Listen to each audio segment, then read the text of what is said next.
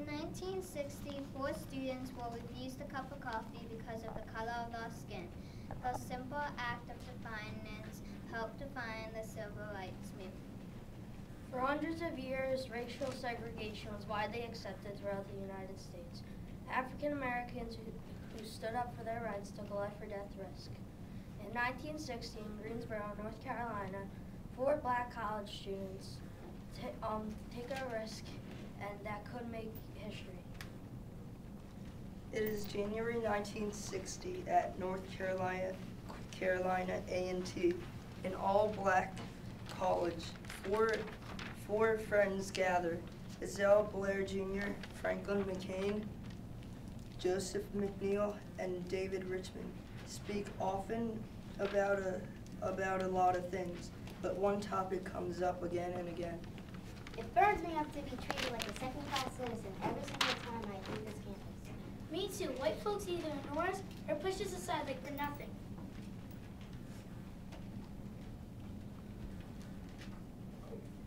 We all have. We may not be good enough for them most of the time, but if they sure do, they sure like our money, they'll take that quick enough. Not everywhere. We can go into Woolworths and buy a notebook or a pencil, and they won't let us sit at the lunch counter and buy a cup of coffee. It's been 6 years since the U.S. Supreme Court ruled that segregation is legal, but no one around here is doing anything to stop it. It seems like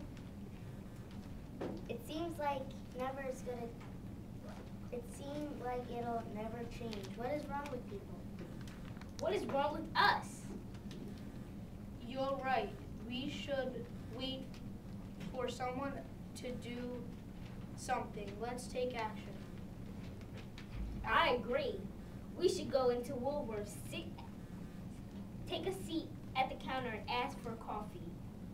Then we'll just sit there until they serve us. What if they don't? They might arrest us, or worse. If the college hears about that, we'll be kicked out. That's how they keep us down. No one dares to take a stand. I say let's try it. How about it? We're in!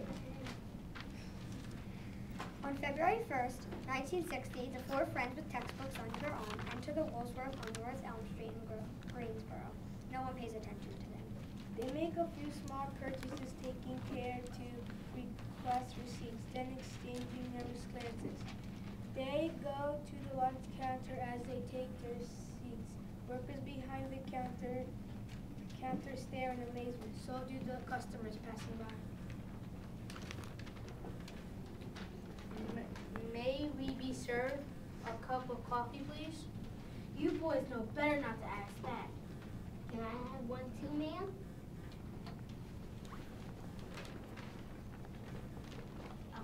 I mean that I can't serve you at this counter. Excuse me, but I just got served at that counter over there. And I got served at the other counter over there. I mean that I can't serve you at this counter. What's the difference? Oh, you mean white people can't be, black people can't be served at this? I mean, white people. Don't worry. We're people too, just like they are. Well, I still can't serve you here. It's our rule. It's the way it has always been. Well, don't you agree your rule's wrong? All I know is that you boys can't stay here. If you want something to eat, go downstairs. There is a place in the back where you can stand and order food. We would prefer to sit and relax while we eat. If you don't leave, I'm going to have to get the manager. Thank you, ma'am. Perhaps we'll help ourselves. She hurries away. The young men sit and wait politely and patiently. A black woman working behind the counter goes over to them. Are you crazy? You know you guys aren't supposed to be here. It's troublemakers like you who make life hard for the rest of us black folks. We aren't trying to make trouble, ma'am. We just want what is fair for all of us. What is the problem? What are you boys doing here? We would like to be served 4 coffees, please. You know that we don't serve black folks here. Excuse me, but I just got served at that counter over there. see my receipt.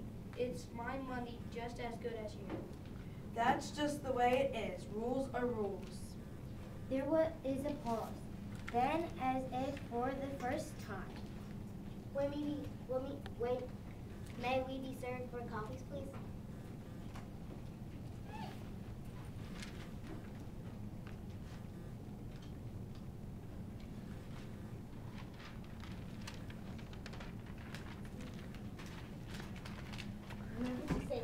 To stay calm. Let's not give him any reason to get angry.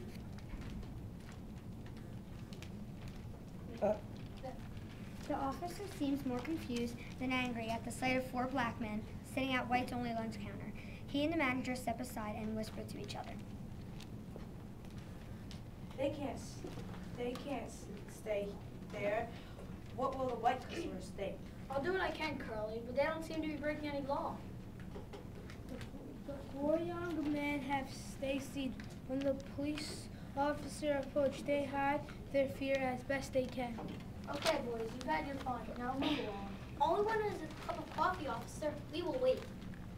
For a while, nothing happens.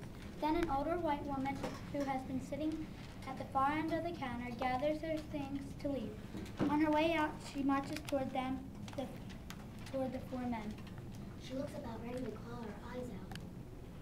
To their surprise, the woman smiles at them and pats McCain on the shoulder. I'm so proud of you. Someone should have done this years ago.